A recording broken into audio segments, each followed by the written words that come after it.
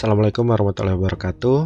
Pada kesempatan kali ini di mata kuliah kewirausahaan olahraga, kita akan membahas tentang inisiatif serta hubungan antara kewirausahaan dan olahraga.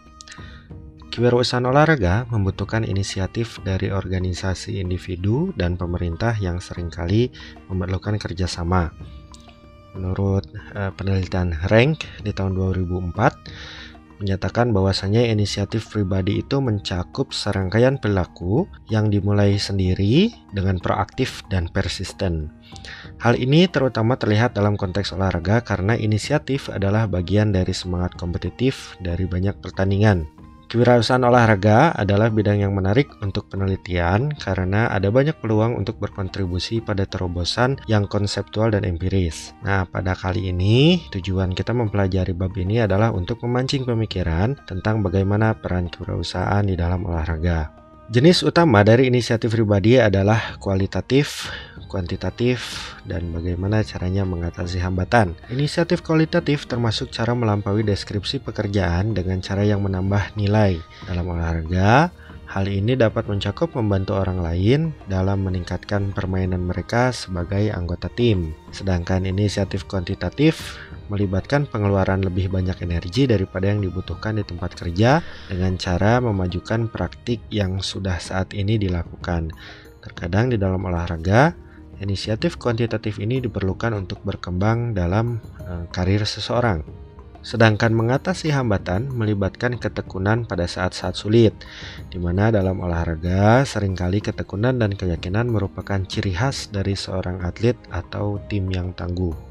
Jadi, beberapa atlet mungkin pensiun karena cedera dan hanya akan kembali lagi setelah sembuh. Orang lain juga mungkin akan mengubah gaya permainan mereka atau secara konsisten mengikuti kompetisi dengan harapan performa jangka panjang mereka akan lebih baik. Satu cara untuk bertahan adalah dengan menantang praktik masa lalu dengan mengenali ide-ide baru yang dibutuhkan. Dengan melakukan cara ini akan membantu untuk menambah komentar-komentar konstruktif daripada komentar-komentar kritis selama pengembangan inovasi atas apa yang telah kita kerjakan. Kita bisa lihat bahwasanya aspek yang mempengaruhi kewirausahaan olahraga.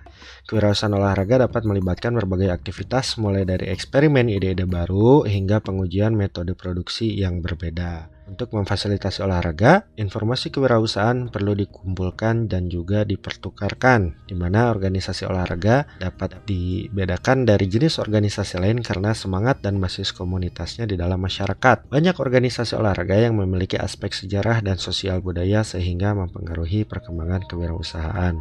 Artinya, penelitian di bidang kewirausahaan olahraga berawal dari manajemen bisnis, kemudian disesuaikan dengan konteks olahraga pada saat ini, sehingga masih terdapat kesenjangan yang cukup besar dalam penelitian sekaitan dengan kewirausahaan olahraga karena sport entrepreneur dipengaruhi oleh lingkungan sekitarnya yang mempengaruhi kemampuan mengakses pengetahuan pasar dan juga pendanaan. Juga beberapa daerah di kita yang berinvestasi lebih banyak dalam kegiatan rekreasi, termasuk olahraga yang mengarah pada daya tarik usaha yang lebih banyak.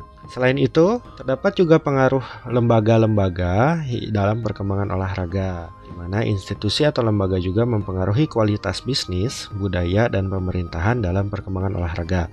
Ada lembaga formal dan informal yang mempengaruhi perkembangan olahraga. Lembaga formal mencoba mengatur perilaku dengan mengurangi biaya transaksi yang mencakup peraturan, prosedur, biaya awal, prosedur yang diperlukan untuk penarikan usaha, mungkin akses ke kredit, dan juga pajak.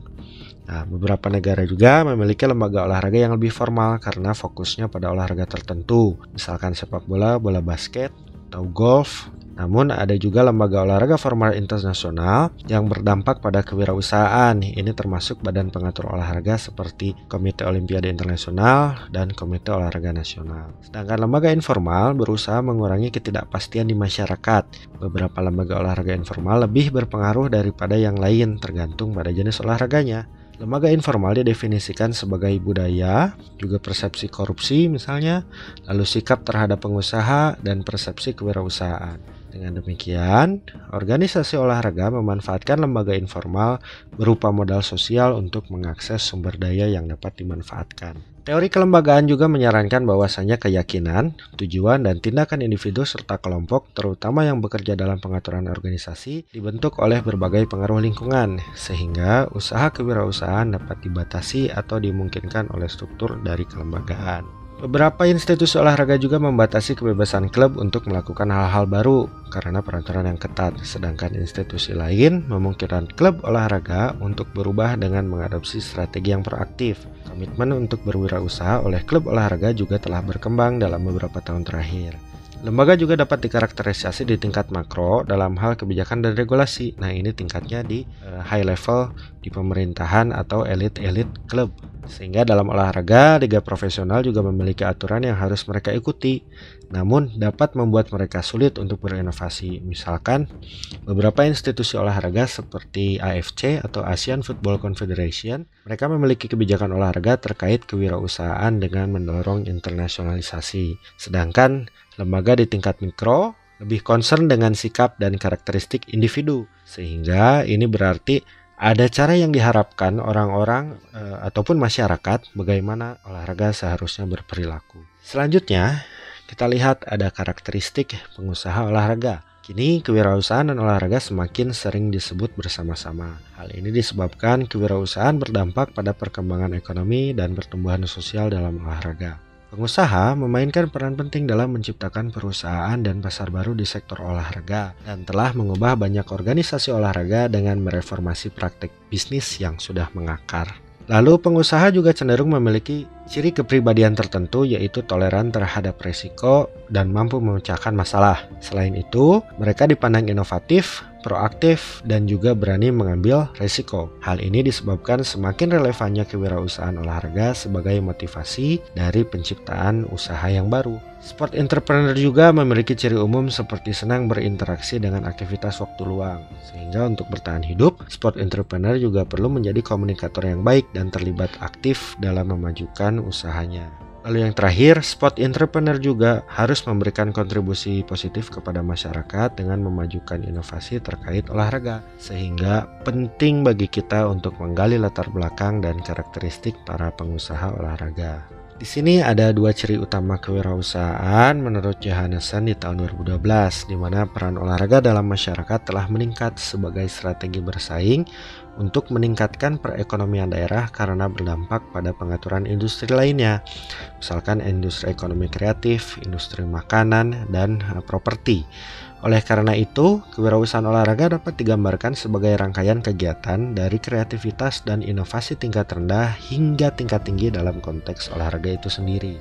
Pertama, cirinya adalah memiliki kapasitas untuk melihat perubahan melalui pengenalan peluang. Hal ini menyebabkan kewirausahaan menjadi proses adaptasi dan ide-ide baru yang berkembang untuk memenuhi kebutuhan bisnis di pasar. Yang kedua, adanya kemampuan untuk menyelesaikan sesuatu yang tercermin dalam kebutuhan untuk melakukan berbagai bentuk tindakan. Sehingga ada tingkat tindakan diri dan interaksi dalam kewirausahaan yang membantunya berkembang. Yang pertama adalah tingkatan diri atau self-action, yang berarti orang memunculkan ide dari kemauan mereka sendiri. Lingkungan individu dapat mempengaruhi tindakan diri ini. Biasanya diperlukan beberapa tingkat keterampilan khusus agar dapat membuahkan hasil. Nah, sport entrepreneurs terkenal dengan sifat energik dan tekadnya yang membutuhkan kedisiplinan dalam mengembangkan ide bisnis.